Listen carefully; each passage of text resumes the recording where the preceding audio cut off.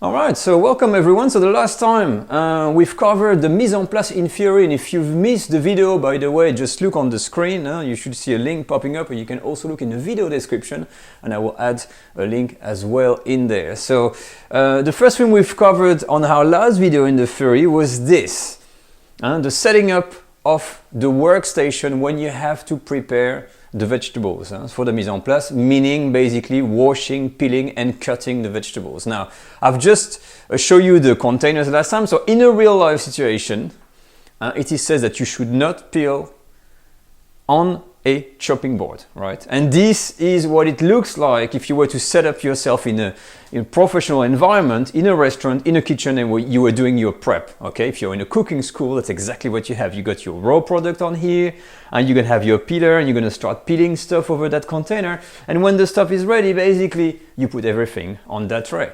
It's that simple.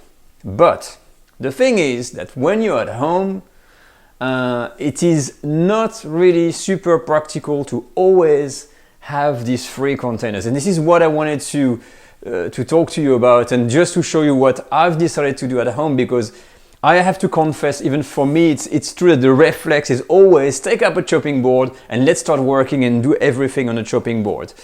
This is a good technique to start. It's good to keep in mind for the theory, but having free containers and always having these free is a lot of things to wash. So what can we do? Let me show you what I do instead of that setup to make my life easier.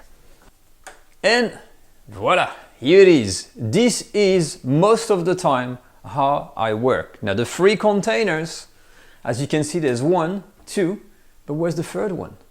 Well, what I'm using as a multi-purpose container is this, my sink. And the sink is good because I'm sure that everybody has got at least one. I'm lucky to have a double sink, but I'm just using that large one here for a lot of things. And you will see that it's super handy. As you can see, I also have a chopping board. So I've got a tray of all my stuff that I need to do. I've got a tray at hand here for all the finished products. And I'm working basically from the sink most of the time. And the peels that you've seen before disappears, where do they end up? Here. All the stuff that I'm doing that can be dirty and everything like this, it happens here. And best of all, I've got the water. So let's take the example of that potato, for instance. It's full of dirt. I'm gonna start, give it a little brush. I've got a special brush if I want to make it better. And from here, I'm just peeling all my stuff. So I'll go around and I don't care where the peels are going, and I will keep on going like this. I'm not gonna do the whole thing, but basically you got the idea. Now, I do all my peeling here. When it's done, I can rinse it and then bang, it goes on my tray. If, for instance, I need to have to cut something, let me go around the board here. So for instance, why I've got this here, my chopping board here, because that little edge here that goes right into the sink, it's brilliant. Because if I need to cut the end bits, like I said, the pare for a carrot, I will go like this and boom, you know, boom. Anything I'm doing is like chop, chop, chop. This is my big bin and this is ready for the peeling. So I can go to the next stage. So anything that's cutting, boom, I'm cutting. Anything that's peeling and washing, I'm using this in here. If you want, you can even have all of your unwashed products or the things that has to be peeled into the sink and just work from there, because it doesn't matter. Because once it's clean, once it's peeled, you rinse it and immediately it goes in the clean area. Now I think that setup for me works really well. It's up to you, but really the sink is a great thing. I'm not reinventing the wheel, but it has made my life really much more easy. So highly recommended. Right, so now that we've seen the workstation, let's have a quick look at the culinary terms we've used in preparing vegetable. The first one was éplucher. So I'm trying to be on the camera. So éplucher means basically to trim off these end bits on onions and remove the external leaves. It could be a cauliflower. I'm taking an onion here, that's all I've got, and it's the action of cutting these little leaves on here, but you get the idea. This is éplucher in French, to remove the skins like that. That's the first one. Another second term we've seen is the word peler, which actually this is the true peeling in English. And I'm using this type of peelers with the, you know, this kind of the head that has a motion to it, so it can guide for like uneven vegetables. But the most important, when you peel, you don't hold your vegetable like this by the end and try to peel, because this is gonna slip, you know, it's gonna go there, this is gonna fall, and yeah, you may injure yourself and slip. In French cooking, when you actually prepare the vegetables, whatever you do, you got your hand, you place your vegetable and you hold it firmly. This thing is not going anywhere. So as you can see, I've got my hands, I put the carrot, I kind of hold it from the back here, and my fingers are wrapped here. And I've got all this area, you can see on the camera, that's clear of action. And then with the peeler, usually the action, you don't do this immediate kind of thing like that. Usually when you start in the peeling techniques, you have your thumb here that's holding, here is a point of contact, so that you know where your peeler is going. It's like drawing. You don't kind of go like this. You have your thumb somewhere, so you are in control. And the basic, when you don't know what to do, it's you hold the thumb and you pull back. You see that action? You pull back like this. That's peeling. And you turn your carrot. You peel, you peel, you peel. If you do it a little bit, that's what it does.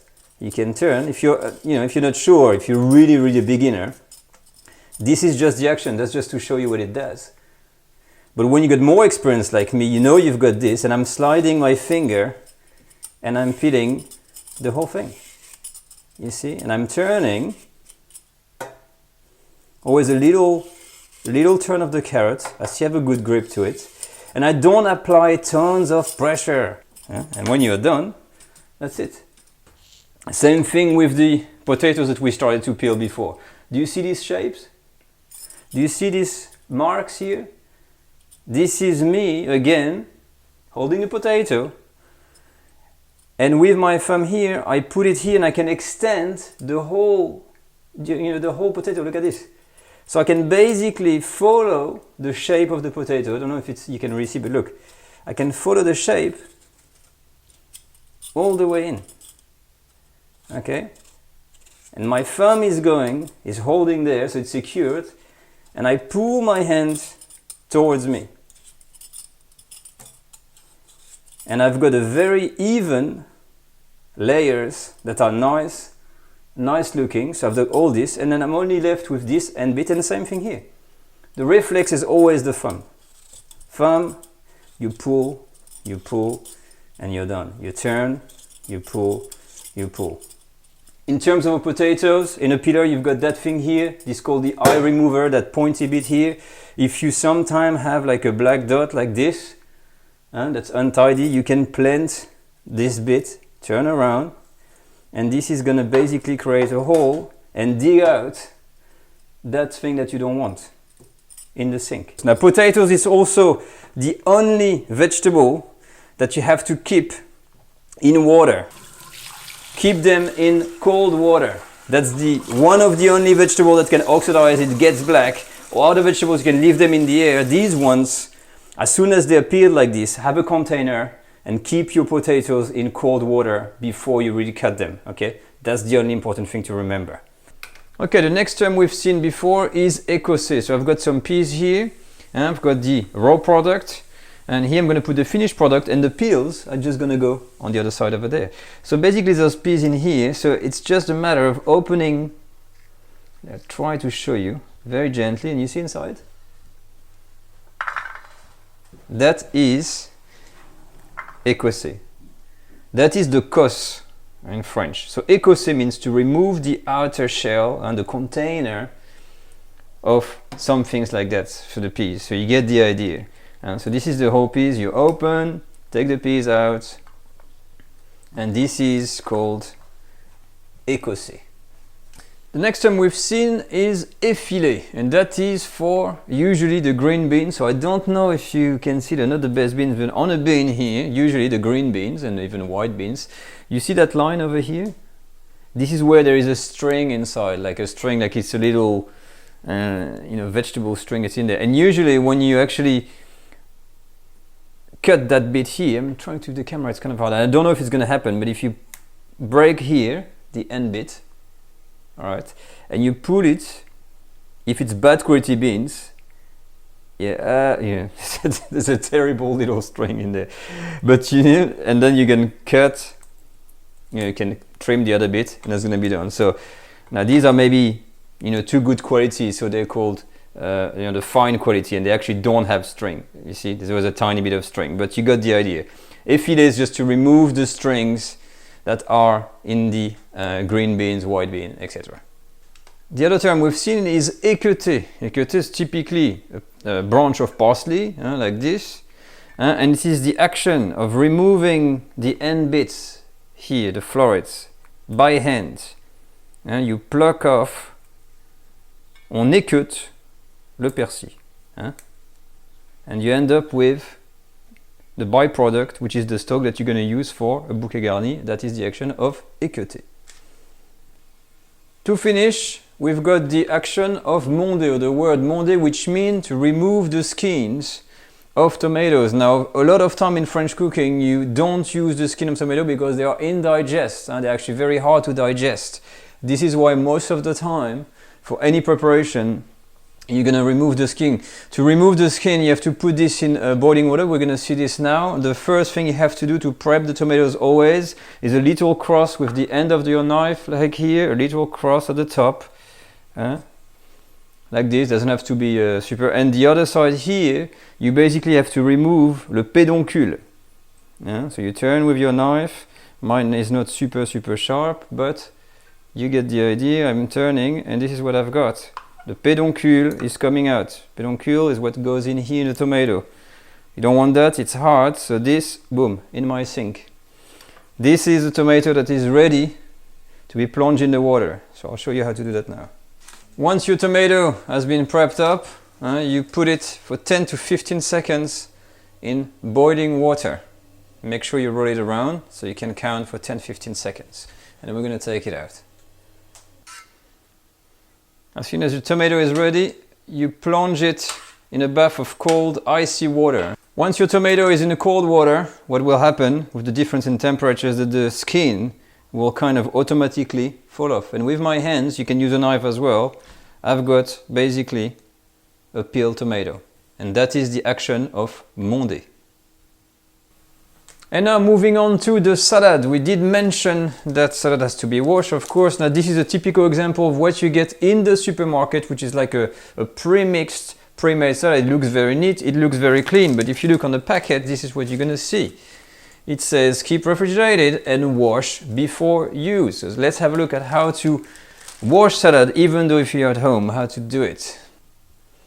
Now washing salad, the first thing, of course, you're gonna clean your sink and make sure it's nice and clean, and you put water. You're not making a swimming pool, no use to fill it till there for 2 leaves of salad. So a little bit of just enough water, and you're gonna put your vinegar. Don't use an expensive, I'm using white mild vinegar. Plenty of vinegar in there to make sure it's gonna cleanse the salad. And then there it goes. Boom, all the salad in there, very easy. When it's in here, same thing, make sure everything goes under water, and that's it. You're gonna leave it in there for about 5 minutes. Also, some people tend to leave the salad forever. It's not good for the salad. Salad likes to have a little bit of water. We're just washing. So 5 minutes on the counter, and I'm gonna take it out. Now 5 minutes later, we're ready to take the salad out. Now how do you take it out? Usually you just scoop it out and put it in what? A salad spinner straight off. Don't use a sieve. Use the utensils you're going to use next as part of the workflow.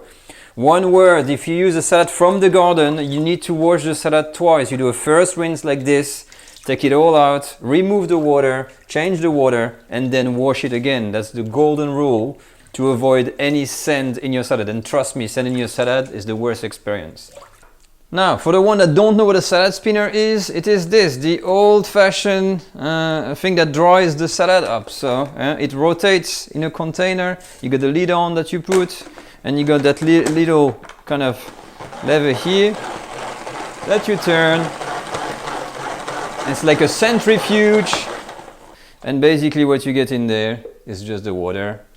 Discard it, and you can store this in the fridge, and your salad is done.